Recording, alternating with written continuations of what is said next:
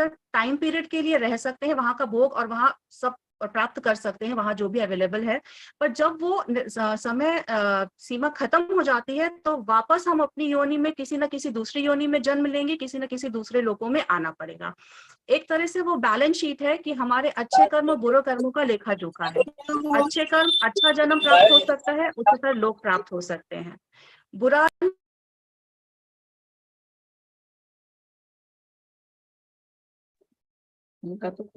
माता जी आपका phone mute है, खोलिएगा।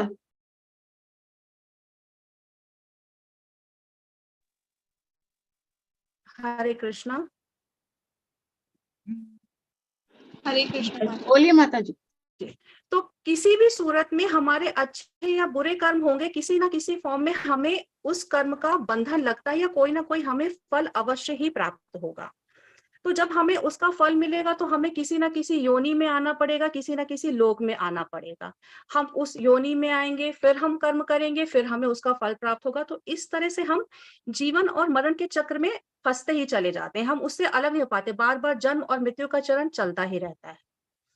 तो फिर दूसरा हमारे पास फिर ये आता है कि हमें किसी कर्म का फल क्यों प्राप्त होता है। जब ये जो योनि है वो भगवान ने ही दी है, तो हमें कर्म का फल क्यों मिलता है। हमें कर्म का फल इसलिए मिलता है क्योंकि जो हम कर्म करते हैं वो अपने को सेंटर में रख के करते हैं, अपनी इंद्रिय तुष्टि के लिए करते हैं, अपने आप को स्वामी, अपने आप को भोक्ता मानते हैं। हम चाहते हैं कि हम जितना भी दुनिया में जितना भी सुख है, आनंद है, भोग ऐश्वर्य, वो सब हम भोग लें। हम सारा अपने परिवार के लिए भी इकट्ठा कर लें, अपने अपने आप को निमित्त मान के हम ही स्वामी हैं। जबकि वर्णाश्रम धर्म का उद्देश्य भी भगवान विष्णु को प्रसन्न करना ही है। हम ये भूल चुके हैं और हम अपने आप को सेंटर मान के चलते हैं, इसीलिए हमें कर्म का बंधन लगता है। हमें कर्म के बंधन से छुटकारा कैसे मिलेगा। कर्म के बंधन से छुटकारा मिलने के लिए सिर्फ ये है कि हमें भगवान श्री विष्णु की प्रसन्नता के लिए ही कर्म करना चाहिए। हमें भगवान विष्णु को सेंटर में रखना चाहिए, उन्हें वही स्वामी है, वही भोक्ता है, भगवान विष्णु ही यज्ञ है। जब हम इस भावना से प्रेरित होकर कोई भी कर्म करेंगे तो हमें कभी भी कर्म का बंधन नहीं लगता है। हम जो भी चीज शुरुआत करते हैं, कोई भी अच्छी कर्म करते हैं, वो हम भगवान की प्रसन्नता के लिए करें, तो हम इस चीज से हमें कर्म का बंधन नहीं लगता। पर जब हम इस चीज की शुरुआत करते हैं तो हम बहुत विचलित हो जाते हैं। तो इसके लिए हमें किसी न किसी का मार्गदर्शन बहुत जरूरी होता है, और वो मार्गदर्शन हमें सिर्फ और सिर्फ कोई गुरु दे सकता है, वो भी प्रामाणिक गुरु, जो गुरु शिष्य परंपरा से आए हुए हों, जिन्हें शास्त्रों का ज्ञान हो। वो ही हमें बता सकते हैं कि क्या सही है, क्या गलत है, कैसा आचरण करना चाहिए, कैसा नहीं करना चाहिए, कैसे हम कृष्ण भावना भावित होकर अपने कर्मों को कर पाए।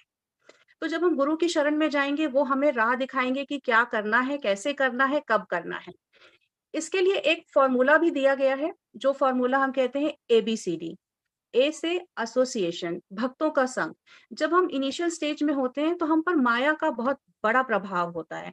तो जब भी हम उस राह में चलते हैं तो हम बहुत जल्दी विचलित हो जाते हैं, बहुत जल्दी डेविएट हो जाते हैं। जब हमें भक्तों का संग मिलेगा, उनकी संगति मिलेगी, तो वो हम अगर थोड़ा भी इधर उधर विचलित भी होते हैं तो हम वापस अपनी सही राह पकड़ सकते हैं। हम उनसे प्रेरणा लेकर वापस अपनी भक्ति को आगे बढ़ा सकते हैं। बी से आता है बुक रीडिंग, भगवत गीता और भागवतम। ये हमारे शास्त्र हैं, एक तरह से हमारे जीवन का मैनुअल है। हमें कैसा आचरण करना चाहिए, हमें अपना जीवन कैसे जीना चाहिए, वो हमारे शास्त्र हमें बताते हैं, क्या करना है, क्या नहीं करना है। सी से आता है चैंटिंग, हरि नाम संकीर्तन। एक चौपाई भी आती है, कलयुग केवल नाम अधारा, सुमिर सुमिर नर उतर ही पारा। इस कलयुग में हरिनाम संकीर्तन एक बहुत बड़ा आधार है हमें इस भव बंधन से पार लगाने के लिए, इस कर्म बंधन से मुक्ति पाने के लिए। जितना हम ज्यादा चैंटिंग करेंगे, उतना ज्यादा हमारा अंतःकरण, हमारी मन बुद्धि सब कुछ शुद्ध होती जाएगी, और जितनी हमारी बुद्धि शुद्ध होगी उतना हम भक्ति में आगे बढ़ पाएंगे। डी से आता है डाइट हो गया, और धाम यात्रा भी होता है। कहते हैं जैसा खाओगे अन्न वैसा होगा मन। जैसा ही हम खाना खाते हैं वैसा ही हमारा आचरण, वैसा ही हमारा व्यवहार हो जाता है। हमें सबसे पहले कोई भी चीज बनानी है तो भगवान विष्णु के लिए बनानी है, उनको भोग अर्पित करना है, और फिर उसी को प्रसाद के रूप में ग्रहण करना चाहिए।